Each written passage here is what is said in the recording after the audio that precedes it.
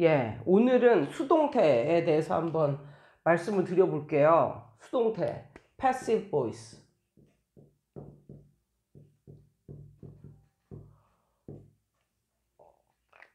예,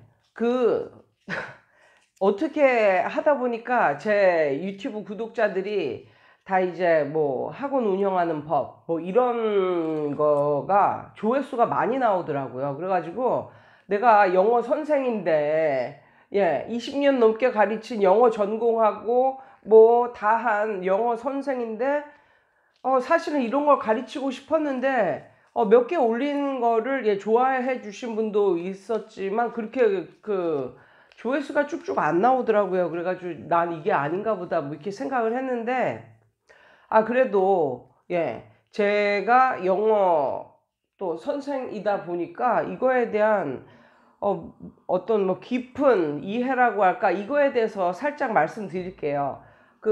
수동태 하면은, 선생님들이 뭐에만 집중하냐면 이게 비동사 플러스 PP다. 그래가지고 목적어는 앞으로 가고, 그 다음에 비동사 플러스 PP, 그 다음에 by 다음에 주어는 뒤로 가서 by 다음에 목적격으로 나온다. 이거에만 엄청나게 이거를 갖다가 강조를 하고, 또 시험에도 그렇게 나오니까, 예, 수동태 그러면 주어 비동사 플러스 PP, 뭐 조동사의 수동태 주어 조동사 플러스 비동사 플러스 PP, 뭐 이런 식으로, 그러니까 이런 식으로 가르치다 보니까 나중에는 이 수동태에 대한 이해가 정말 부족해서, 오늘 같은 경우는 이 수동태를 어떻게 만드는지, 이게 아니라 수동태가 어느 때 쓰이는지에 대해서 말씀을 드릴게요. 일단 우리나라 말은요, 우리나라 말에서 수동태와 능동태가 의 비중이 한 1대9 정도 될까요? 1대9나 2대8? 그 정도밖에 안 됩니다. 우리나라는 전적으로 능동태 위주의 말을 굉장히 많이 씁니다. 그런데 이렇게 보면 할아버지 할머니나 뭐 그런 60대 이상 분들이 말씀하시는 거랑 10대 20대랑 말하는 걸 이렇게 들어보면요, 10대 20대가 수동태의 그런 한국말을 더 훨씬 많이 씁니다. 보통 할아버지 할머니들은 거의 수동태를 쓰질 않아요. 우리나라 말 자체가 좀 그래 왔거든요. 그런데 영어의 영향을 많이 받은 거지. 예, 영어의 영향을 진짜 많이 받았어요. 그래서 10대 20대들이 말하는 거 보면 수동태를 많이 씁니다. 우리나라 말 자체를 가지고도. 예, 아무튼 우리나라 말은 원래는 거의 다 능동태로 쓰이는 게 굉장히 많았어요. 그런데 이제 요즘에는 영어의 영향을 받아서, 근데 영어는 어떠냐? 영어는 거의 뭐 5대5 아니면 한 6대4 정도? 앞에가 능동태입니다. 예, 그러니까 수동태가 꽤 많은 거예요. 영어는 수동태가. 그런데 그러면 수동태를 언제 쓰느냐?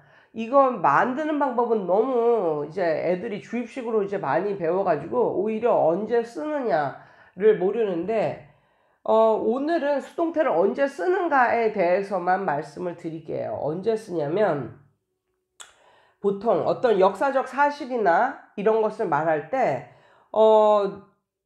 누구에 의해서 했는지는 중요하지 않고, 그 역사적 사실이 중요할 때, 예, 역사적인 사실만 중요할 때 우리는 수동태를 씁니다. 그러니까 이런 거죠. This house was built 500 years ago. 뭐 이런 식이죠. 와, 이 집 봐라. 이 집은 만들어졌어. 언제? 500 years ago. 예, 이런 식으로. 500년 전에 지어진 집이야. 야, 이 집 진짜 500년 전에 지어진 집인데 진짜 멀쩡하지 않니? 얼마나 구조가 탄탄하고 잘 지어졌으면 지금까지도 멀쩡할까? 누가 이 집을 지었는지는 중요하지 않아. 그러나 이 집이 언제 지어졌는가? 예, 그게 중요하다. 그러니까 주체는 중요하지 않고 어떤 역사적 사실이 중요할 때, 이럴 때 우리는 수동태를 씁니다. 예, 그리고 두 번째 어떤 거냐면요. 두 번째를 사람들이 많이 간과하는데, 우리가 영작을 한다고 했을 때 우리나라 말을 그대로 영어로 바꿔서 하는 게 영작이 아니라 영작을 하기 위해서는 우리의 이런 뭐 사고 방식이라든가 문화 그런 것까지 영어로 바뀌어져야 되는 거예요. 근데 예를 들어 봅시다. 어떤 사람이 뭐 자서전 같은 걸 썼어요. 그러면 뭐 나는 1980 몇 년에 뭐 어디에서 태어났고 뭐 이런 식으로 뭐 엄마가 뭐 돌아가셔가지고 나 뭐 할머니가 나를 키웠고 뭐 그다음에 뭐 몇 살에 뭐 초등학교를 들어왔고 뭐 이런 식의 말을 영어로 쓴다고 생각을 해봅시다. 우리나라 말은요. 나는 몇 년도에 태어났고 그다음에 우리 엄마가 돌아가셔가지고 할머니가 나를 키웠고 뭐 이런 식으로 그러니까 우리나라는 주어가 I가 나오고 그 다음에 my grandma가 나오고 뭐 이렇게 내가 나왔다가 할머니가 나왔다가 할머니가 나갔다가 내가 나왔다가 이런 식으로 말을 해도 어색하지가 않아요. 우리나라 말로는. 그런데 영어로 쓰면 어딘가 모르게 어색하다는 거죠. 그건 뭐에 비유를 할 수가 있냐면 옷 잘 입는 사람들 보면 저는 옷을 못 입는 편인데 아무거나 입어요 그냥. 옷 잘 입는 사람들 보면 이 톤을 맞춰요. 옷의 톤을 맞춘다고요. 그러니까 예를 들면 옷 못 입는 사람들이 위에 빨간 옷 입었다가 밑에 파란 옷 파란 바지 입었다가 또 노란 양말 신었다가 이렇게 아무 생각 없이 이거는 옷을 입은 거지. 그냥 옷을 입은 건데 뭐 어떤 그 사람을 딱 봤을 때 와 어떻게 옷을 저렇게 입었지. 옷을 입긴 다 입고 나왔는데 정말 이상한 거예요. 영어도 마찬가지라는 거죠. 영어도. 그러니까 우리나라 말은 그렇게 내가 나왔다가 할머니가 나왔다가 할머니가 나왔다가 내가 나왔다. 이게 안 어색한데 영어로는 어색하다는 거예요. 그래서 시작을 나로 했으면 보통 뭐랄까 그 페이지 안에서의 톤이라고 할까 이런 것은 나에 맞춰주는 게 굉장히 중요하다는 거죠. 만약에 그게 또 자서전이나 뭐 이런 것 같으면 그래서 my grandma took care of me 뭐 이런 식으로 말을 하기보다는 I was taken care of by my grandma 뭐 이런 식으로 영어로는 말을 해준다는 거예요. 그런데 이 점을 사람들이 많이 놓치고 있더라 라는 것을 말씀드리고 싶고 세 번째 어쩔 수 없이 수동태의 형태로 쓰는 경우가 있죠. 예를 들어서 교수님이 내가 쓴 리포트를 뭐 점검을 해 본다고 했을 때 내가 쓴 리포트의 주체는 누굽니까? 내가 아니라 리포트예요. 리포트. 내가 교수님에게 제출한 리포트란 말이에요. 그러면 주체는 그 리포트가 되니까 그런 사물이 주체가 되었을 때 사물이 주체가 되었을 때 사물이나 동물이 주체가 되었을 때 수동태 형태로 써야 되지 않을까요? 사람이 주체가 아니라 사물이 주체가 되었기 때문에 이렇게 사물 자체가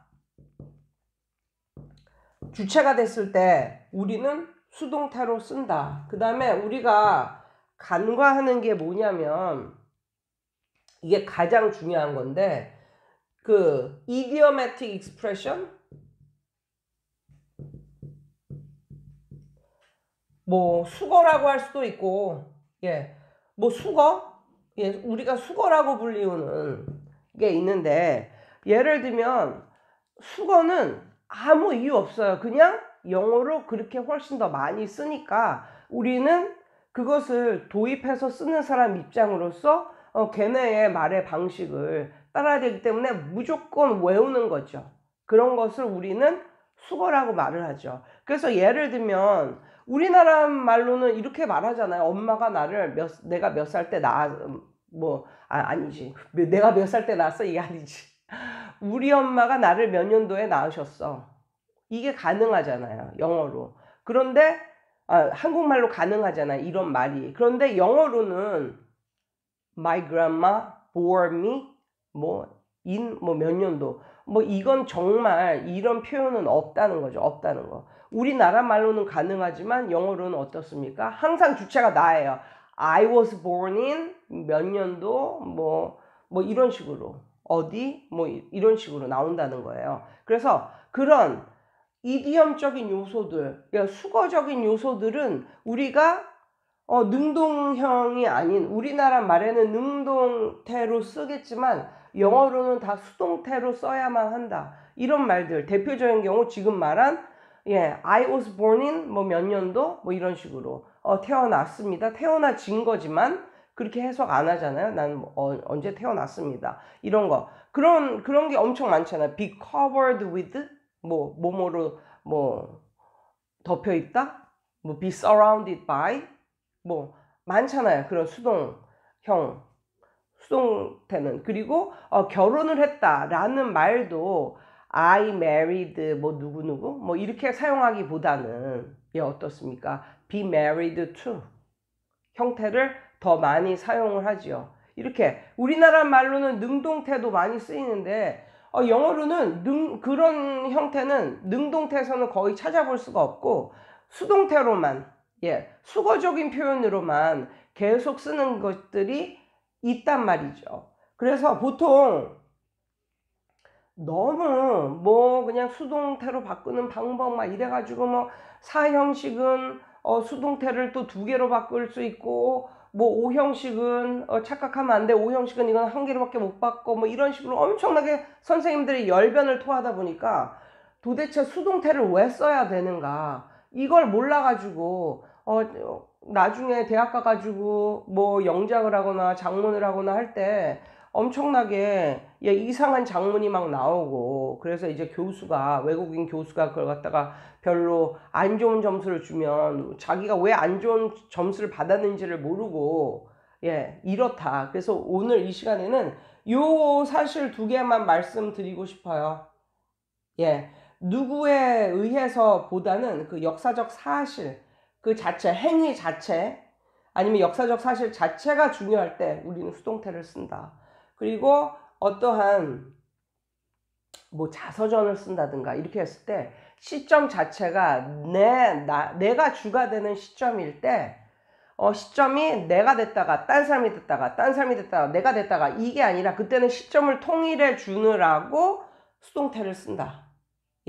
그리고 사물 자체가 주체가 될 때, 사람이 아닌 사물 자체가 주체가 될 때 수동태를 쓴다. 그 다음에 4번째, 2번째와 4번째가 사람들이 간과하는 건데 우리나라 말에는 능동형이 있지만 영어로는 능동형으로 안 쓴다. 그냥 이것은 수거적인 개념으로 그냥 이런 것들은 그냥 외워두셔야 돼요. 그래서 이런 표현은 다 수동태 형식으로 쓴다. 그 정도로 제가 알려드리겠습니다. 이상이에요. 오늘도 좋은 하루 되세요.